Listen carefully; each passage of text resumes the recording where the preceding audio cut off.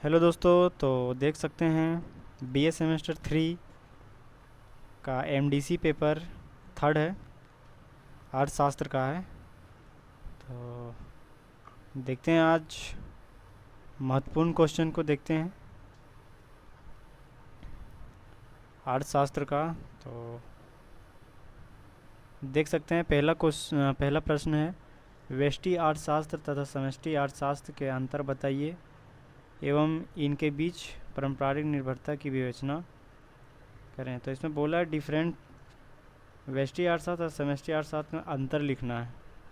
तो बढ़िया से पढ़ के एकदम लिख दीजिएगा, बढ़िया से पढ़ के।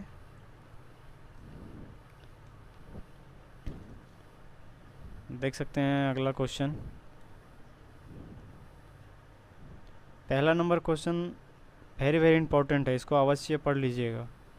अगला देखिए, यथार्थवादी एवं आदर्शवादी विज्ञान के रूप में अर्थशास्त्र की विवेचना कीजिए। तो इस प्रकार का क्वेश्चन है। और अर्थशास्त्र में एक चीज़ का ध्यान दीजिएगा आप लोग कि अर्थशास्त्री का डिफिनेशन आज ज़रूर कर लीजिएगा, परिभाषा वगैरह अगर वो लिख पाते हैं तो बहुत अच्छा बात है। देखिए अगला प्रश्न है, समसीमांत उपयोगिता नियम की आलोचनात्मक व्याख्या करें।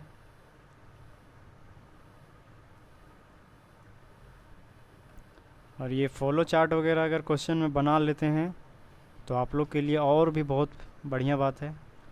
हर क्वेश्चन में फॉलो चार्ट बनाने की कोशिश कीजिएगा आप लोग। अगला प्रश्न देखिए, मांग की लोच की धारणा की व्याख्या कीजिए। मांग की लोच को किस प्रकार मापा जाता है? कीमत लोच, आय लोच एवं प्रति लोच की धारणा की विवेचना करें। तो इस प्रकार से ये फॉलो चार्ट बनाने की कोशिश कीजिएगा। देखिए अगला प्रश्न, पैमाने के प्रतिफल नियम की व्याख्या करें। एक बार पढ़ लीजिए अर्थशास्त्र बढ़िया से, और ये फॉलो चार्ट बनाने की कोशिश कीजिए। बार बार बोलेंगे कि फॉलो चार्ट इकोनॉमिक्स मतलब अर्थशास्त्र में फॉलो चार्ट बहुत महत्वपूर्ण रखता है। तो अगला इस प्रकार से देखिए, अगला प्रश्न है, परिवर्तनशील अनुपातों के नियम की व्याख्या कीजिए। हो सके जितना ज़्यादा हो सके पॉइंट वाइज लिखने का प्रयास कीजिए, फॉलो चार्ट बनाइए। अगला देखिए, अगला प्रश्न है, मांग के नियम की व्याख्या करें। मांग वक्र बाएं से दाहिने नीचे की ओर क्यों झुके रहते हैं? वेरी वेरी इंपॉर्टेंट क्वेश्चन है, इसको भी देख लीजिएगा। तो इस प्रकार का क्वेश्चन है, जितना ज़्यादा हो सके बार बार बोलेंगे कि पॉइंट वाइज लिखने का प्रयास कीजिएगा। अगला प्रश्न देखिए, अल्पकाल में औसत लागत की रेखा यू आकार की क्यों होती है? इसको भी देख लीजिएगा। तो अगला प्रश्न,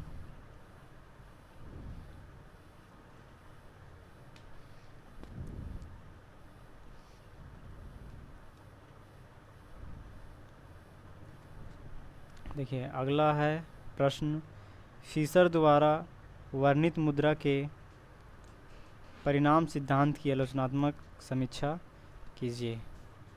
तो इसको भी इम्पोर्टेंट समझ लीजिए।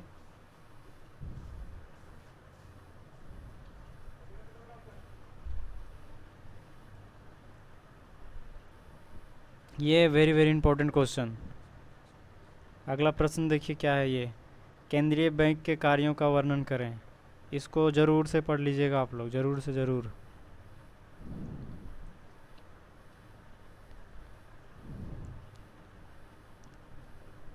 देखिए अगला है, केंद्रीय बैंक शाखा नियंत्रण की विधि का वर्णन करें। या तो ये पूछ सकता है या तो ये क्वेश्चन पूछ सकता है।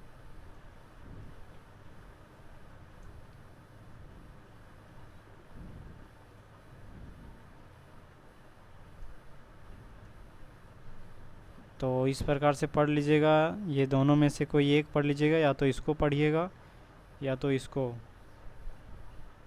ये दोनों केंद्रीय बैंक शाखा नियंत्रण की विधि का वर्णन करें। ये दोनों वेरी वेरी इंपॉर्टेंट है, एक क्वेश्चन यहाँ से आना ही आना है। अगला देखिए, लोकवित्त का अर्थ एवं क्षेत्र की व्याख्या करें। ये इतना इम्पोर्टेंट नहीं है, इसको छोड़ते हैं। अगला प्रश्न देखिए, उत्पादन एवं वितरण पर सार्वजनिक व्यय के प्रभावों की चर्चा करें। ये भी इम्पोर्टेंट क्वेश्चन है, पढ़ लीजिएगा इसको भी। देखिए अगला प्रश्न है, सार्वजनिक ऋण भुगतान करने की विधियां क्या है, तो इसको भी पढ़ लीजिएगा। देखिए अगला प्रश्न है, भारतीय अर्थव्यवस्था की विशेषताओं की वर्णन कीजिए। वेरी वेरी इंपॉर्टेंट क्वेश्चन, भारतीय अर्थव्यवस्था की विशेषताओं का वर्णन कीजिए। वेरी वेरी इंपॉर्टेंट क्वेश्चन है, ज़रूर पढ़िएगा। जो भी हम वेरी वेरी इंपॉर्टेंट है पढ़ लीजिएगा। देखिए प्रश्न अगला है, 1991 औद्योगिक नीति की व्याख्या करें। अगला प्रश्न है, भारत में बेरोजगारी की प्रवृत्ति एवं कारणों की विवेचना कीजिए। इस समस्या के निराकरण के लिए सरकार क्या कर रही है। ये भी वेरी वेरी इंपॉर्टेंट क्वेश्चन है, इसको भी ज़रूर पढ़ लीजिएगा। अगला प्रश्न देखिए, भारत में गरीबी के क्या कारण हैं, इस समस्या का समाधान कैसे होगा। ये वेरी वेरी इंपॉर्टेंट क्वेश्चन है, वर्तमान में ये देख लीजिए क्या हो रहा है, इसको तो ज़रूर पढ़िएगा जहाँ तक हो सके।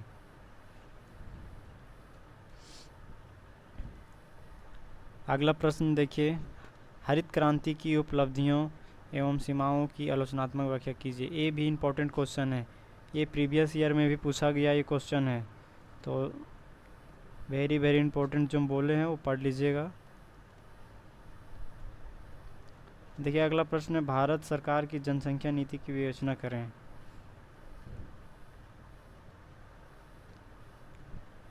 देखिए अगला प्रश्न है, भारत में उदारीकरण, निजीकरण एवं वैश्वीकरण की प्रगति की विवेचना करें। ये भी इम्पोर्टेंट क्वेश्चन है, ये प्रीवियस ईयर का भी क्वेश्चन है, तो इसको भी इम्पोर्टेंट मान लीजिए।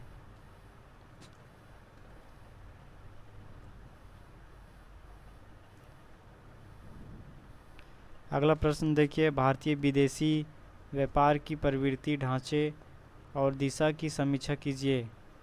निर्यात संवर्धन की विवेचना करें, तो ये उतना इम्पोर्टेंट नहीं लग रहा है।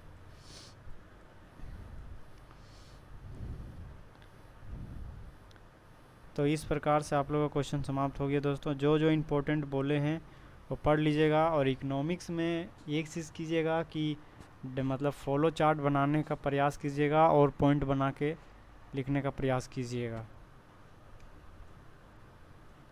और वैज्ञानिक सिद्धांत भी याद कर लीजिएगा, परिभाषा वगैरह बहुत अच्छा रहेगा आप लोग के लिए।